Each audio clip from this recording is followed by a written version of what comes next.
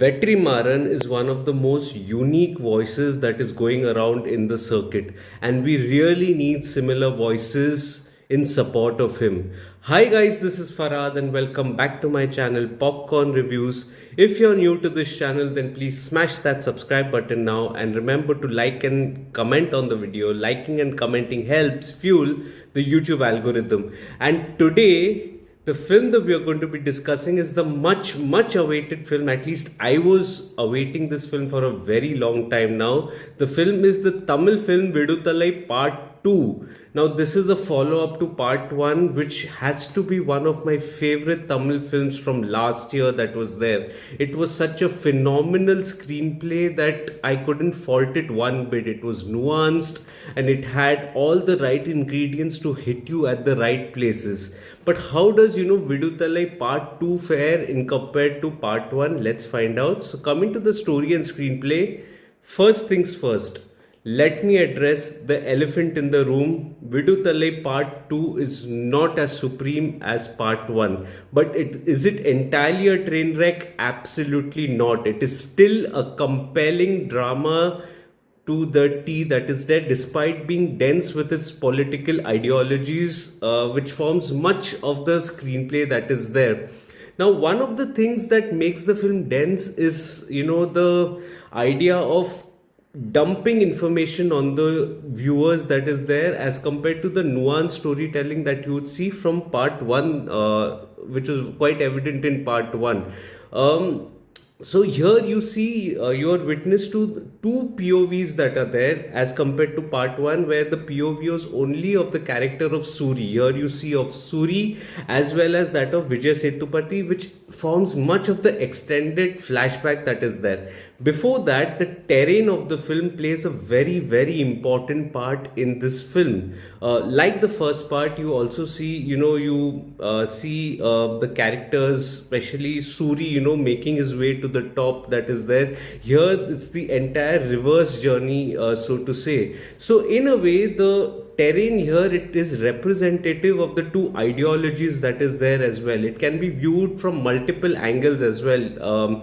It can also be the nuanced part of the truth, as opposed to the inequalities that the two sides have to face, to get to the truth, rather you can say, or the inequalities within the department that the character of Soori has to face. It's not a straight road, it's an intertwined road. Or as compared to the inequalities that Vijay Sethupathi has to face with respect to the strata of the society, it's an external conflict that is there. So it can be represented in multiple ways that is there, and there's also an interesting nuance at the end of the film that is there, which I'll get to in a bit. But before that, if you view Viduthalai from a holistic point of view, you would understand that the character of Soori and the character of Vijay Sethupathi are almost the same characters at different junctures of the timeline that is there. They're similar characters because the start that they have is similar.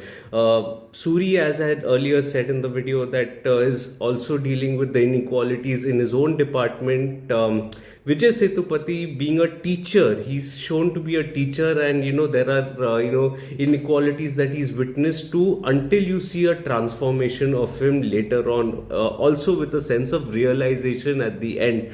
Now, the issue that I had was mainly in the first part, which tried to cram in a lot of information. It tried to cram in a lot of details with respect to the past of Vijay Sethupathi. As a result, what happened was that it became an episodic kind of a narrative that is there, which was so fast that it almost resembled a 2x speed video that you would watch on YouTube that is there. And it kind of made it a little difficult for me to to grasp and to comprehend the nuances and the intricacies of the details, or especially the politics that it wanted to address with respect to its ideology in the first hour that is there. It was almost episodic, going from one situation to another, from a transformation to a realization. There were quite a few details that were there that I understood the broader strokes that is there. I kind of understood the deeper meanings as well, but I ideally would have wanted a little time to comprehend while watching the film, just to settle down a little, as opposed to the breakneck pace that the film was offering. But having said that, it is not entirely a train wreck, and that has got to be with the kind of what it's trying to say, through the film.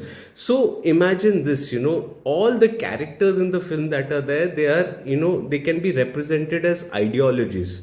The ideologies that is there, it cannot be restricted to any character. I mean, the characters can come and go, but it's still the ideology that lives on. So you can say, if the character of Perumal, which is played by Vijay Sethupathi, is dealing with certain kind of a crisis that is there, he's not the first to face that crisis. The crisis will go on for generations to come. With similar characters coming in the fray, you also see there's a almost a frame that is there in which you, in an earlier setup in the flashback, you see the zamindars holding a meeting together, to counter the unions that was there. That is replaced by the group of police officers or the bureaucrats, who are trying to control the situation with respect to the character of Perumal. So in that regard, this is a clear way of saying that the characters can change, but the ideology remains the same. The power center remains the same, and that is what it's trying to represent briefly also through the character of Soori that is there, which has a little bit of a payoff at the end. Similarly, character of Soori also would evolve. He may not survive, or he may survive the eventual change in ideology that is there, but the important thing is that the ideology lives on, either right or left. Both the ideologies will live on. This is further accentuated in that final act that is there, which itself was symbolic in many ways. It was nuanced with respect to the character dynamics that was changing, because there was a conflict within the group that is there. Also, the definite conflict between the left and the right was represented through that ambush in which one side was at the top of the hill, the other was at the bottom of the hill, with no middle ground that is there. And both were meeting with similar kind of fate during that ambush that was there, which was symbolic of what happens when there is no common ground, or there's no mid ground to the argument that is there. It was very well depicted that with the the truth almost acting like a smoke screen of what actually the truth is. The truth is something beyond the fog that is there. The fog was representing the truth, so to say, at the end. So it made for a wonderful watch. And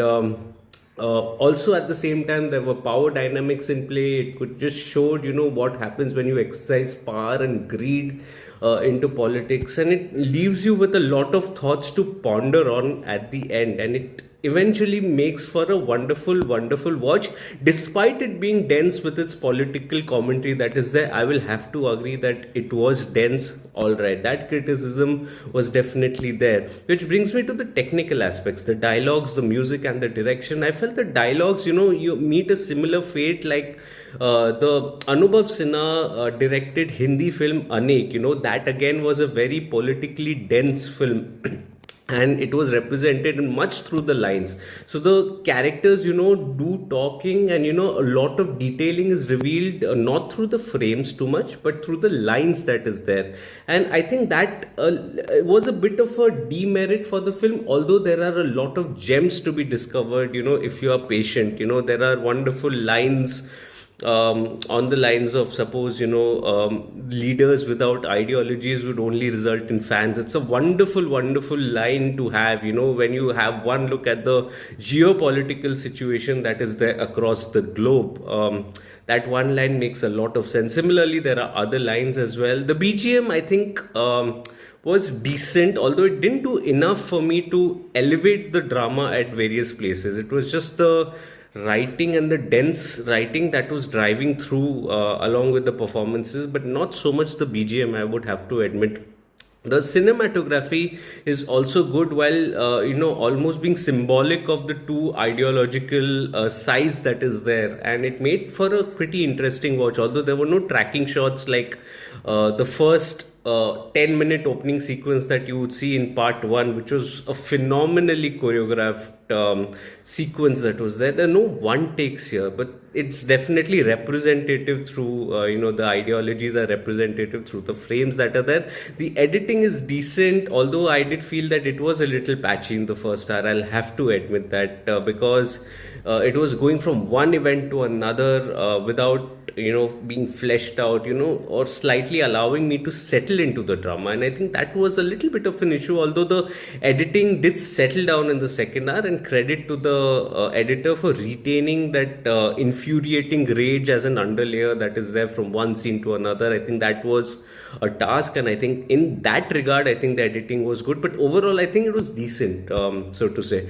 Director Vetri Maaran, I think, is a unique voice, as I said, and he needs to be preserved. He needs to be celebrated because there's no other filmmaker apparently who's voicing his opinions so unabashedly in an unfiltered manner, and I'm talking on a political side, so to say, the other side of politics, I can say, the left side of politics, which is not to say that one should be extreme left or extreme right. The mid path is the best path. But having said that, the cinema can't, be too inclined towards either of the two sides either. So, I mean, in that regard, Vetri Maaran is an important cog in the wheel that is there, and I think he did a wonderful job here, despite this not being his best work. So this is the thing with directors, so to say, like Vetri Maaran, that even on his not so good days, he still does such a wonderful job, which is better than the best days of few filmmakers. And I think that is what we see in Viduthalai part 2 here.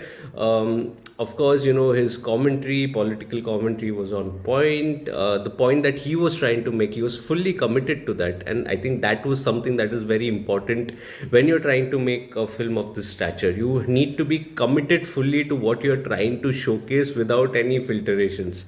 And in that regard, Vetri Maaran did a wonderful job. Now, coming to the performances, I think the performances are wonderful here. Rajiv Menon, Gautam Vasudev Menon do a pretty solid job here. Manju Warrior also does a good job, despite a limited screen time that was there. I think her performance was pretty solid, I would say. Some of the other performers like Chetan also was wonderful, had a nice little interesting character arc, so to say, and he did a pretty decent job here. Soori, many people are saying, is wasted. Of course, he's overshadowed in this part too, but he comes alive in that final act that is there, and he's a splendid actor, so talented actor. He speaks so many words through his expressive eyes, and I think he did a pretty solid job. You have to give it to him. He did a pretty solid job. Vijay Sethupathi is the soul of Viduthalai part 2. I think he did a splendid job here, right from his body language to a range of emotions that he had to showcase. One of the reasons why some of the flaws of the writing were hidden was because of his performance. You needed a skilled actor who would convince you with his transformation journey from being timid to being very aggressive, to having a sense of realization in a matter of scenes that is there, because the writing didn't allow the character to bring it out. So it all boiled down to the performance, so to say. The performance needed to be solid here, and it needed a solid actor, and Vijay Sethupathi was absolutely brilliant. I think he capped a phenomenal here, after Maharaja, with Merry Christmas, a little Hindi film on its way, which also was one of the better Hindi films to come out this year, and with Viduthalai Part 2. It's been a fabulous year for, Marakkal, so to say. He's a phenomenal actor and did a splendid job. So overall, Viduthalai Part 2 may not be as superior as Part 1, but that doesn't make it a bad film. It's still a powerful watch. It's a compelling watch, and I do recommend this film. If you've watched this film, let me know in the comments on what did you make of it. How do you compare it with Part 1, and what was your theatre experience like? Also, if you're liking this video, please smash that like button. Also, share this video with your friends and family. Ask them to subscribe to the channel. Let's grow this Digi family together. If you'd like to read my detailed review of Viduthalai Part 2, it's available on my site, Popcorn Reviews with the double S, the link of which is in the description box below. Also follow me on different social media platforms like Facebook, Instagram, Twitter and Letterboxd. All information of the latest releases are available on the social media handles, and you can read the reviews in your language on my site, Popcorn Reviews with a double S. Until then, I'm going to watch another Malayalam film, hopefully for tomorrow. Okay, till then, take care of yourselves, and thank you so much for the love and support that you've provided for my video of Marco. If you've not watched that, watch that too. And thank you so much. I'm just grateful to be doing this and getting all the love and adulation from you guys. Thank you so much. Cheers.